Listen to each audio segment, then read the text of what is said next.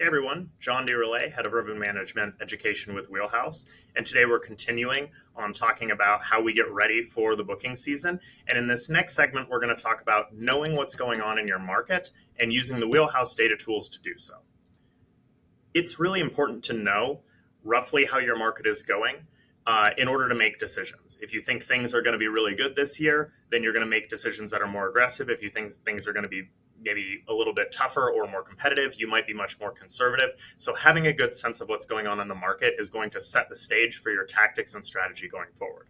Furthermore, doing the work now to have access to this data means that you'll be able to consistently check in on how the market's doing and adjust your strategy accordingly. In this segment, we're going to go over a few things. We're going to talk about how to use the market reports to get a real high-level overview of how things are going. We're going to talk about how to use our sets tool to make specific sets to measure your performance against. We're going to talk about how to look at the trends within those sets so that you can make decisions, and also how to consistently overlay this data against your portfolio so you can be nimble and change your strategy on the fly. In Wheelhouse, you can access market reports for every market in our portfolio. If you go up to our markets dashboard, the markets your listings will be in will be available, but you actually can search for all market reports. Now, the market report itself is going to be a very broad analysis. You can see it's going to show data for the entire market area. We do have the ability to filter down a little bit. Sometimes I like to look at just the high performance. Sometimes I will look by bedroom. And there's a few things here that I think are going to be really helpful. This highlight section is pretty useful. For one, you can see the active listings, including active listing growth. You can see the adjusted occupancy changes. Those are the key ones I kind of hone in on. You can see how last year's situation kind of looked, and that's going to give us an idea both in occupancy, nightly rate, RevPAR, how these things were going. And if we go into some of the trends, you can see how these things are occurring year over year. So you can see even in my high performance group in this market, I'm seeing some attrition, particularly through Q1. Q2 looked pretty good in Q3, but this is a big note here for us because Q1 was really quite weak.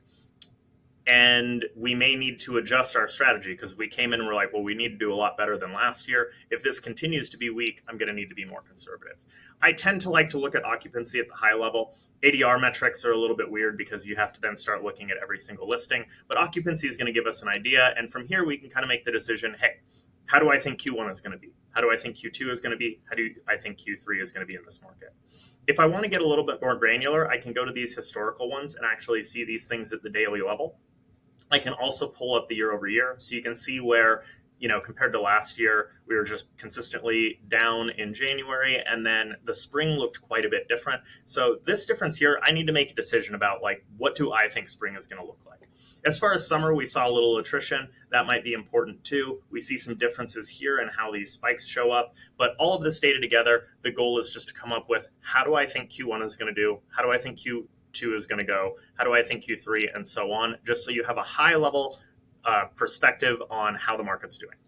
Our next segment is going to be building some sets so that you have more specific and more granular ways to look at the data. We were just looking at the whole market as a whole. That's why I like to keep it top level. When you go to our sets platform, you can build specific sets in specific areas. And what I would recommend is building benchmarking sets in the specific regions that you're in, doing it for specific bedroom counts. So if you have 1 bedrooms and 2 bedrooms in this area, build a 1-bedroom Destin core, a 2-bedroom Destin core. Maybe we build a 1-bedroom Miramar, a 2-bedroom Miramar, and create a bunch of different sets that very specifically apply to your portfolio. Furthermore, when you're looking at this data, you may want to look back at the last 365 days and really just pick listings that are going to have performance that is in line. So, there's going to be a lot of listings here. Some of them are really only available some of the time. The ones I like to use here are going to be bookable nights here. I also like to look at occupancy. I really don't want to look at anything that's really super low occupancy, and just trim this set down a little bit, ideally down into the 200 to 250 range if you can get it there, of just things in the band of performance and type of property that are going to be the most similar. Now, you do also have amenities available, so you could build specific sets for hey, these ones have pools, these ones have hot tubs, that kind of thing. That is also possible. It's up to you how granular you want to get. But what I would suggest is making one for each region or neighborhood.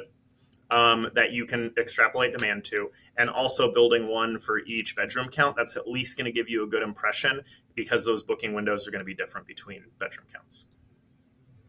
Once I have created my set, I can go into the metrics for that set and just get an idea of what's going on.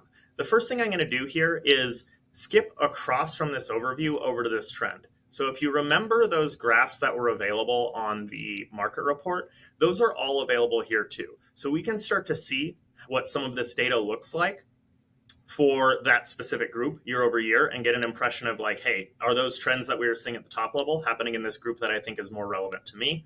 You do, under the graph section, also have the same daily data available. So you can use this to further fine tune, like, how do I think the market is doing in relation to my specific properties?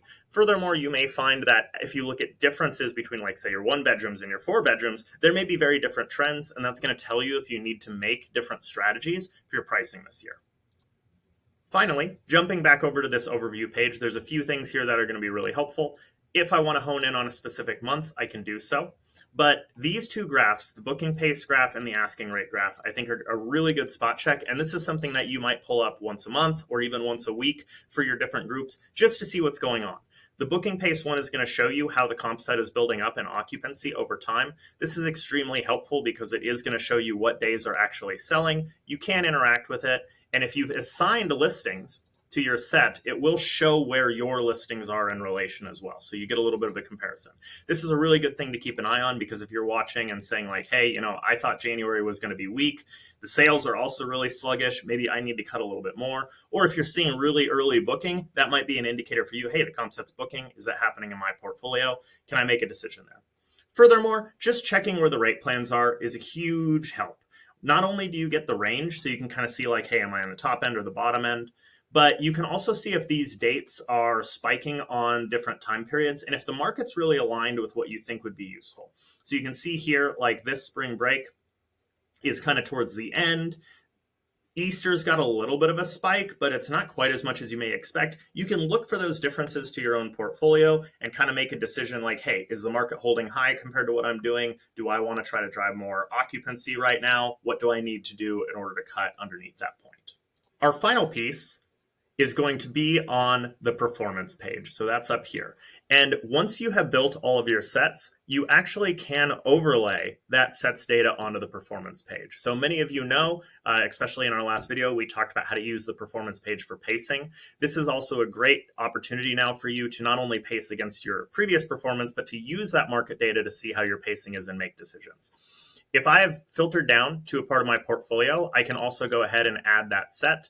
This is partly why I suggest making a set for each group of listings in your portfolio, particularly by bedroom count. Those bedroom counts are going to have different booking windows, and this allows you to get a much better apples to apples comparison.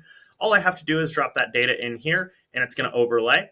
We do have the ability to bring this all the way down to the daily level. So you can use this all the way at the daily pacing and see, hey, I'm booking a ton here in February. Maybe I can push the rate a little farther, or maybe I'm underpriced. I'm a little bit behind over here on Easter. Why is that? What do I need to do? Obviously, you can see I have a few extra pieces here. I do have ADR as well as an overlay. But between these two data points, you're able to make decisions much more granularly and effective to the market. All right, so quick recap. You really need to know what's going on in the market to set your strategy. Using your own data, you might be able to make decisions to kind of optimize your rate and your production, but your longer term strategy requires you to have an impression of what's going on. So use the market reports to get an idea of how the market is going to perform in each one of the quarters. Build specific sets for each group of listings so that you can dive in and really see those differences and make them more specific than the market's reports themselves. Check the trends on a regular basis and especially check them now to see if there's differences between them and the larger trends and see if you need to set different strategies for your different groups of listings. And then use those sets to overlay against your portfolio on a regular basis so that you can make more accurate pacing decisions and adjustment decisions based on what's not only what's going on in your portfolio, but what's going on in the market. Thank you. Bye.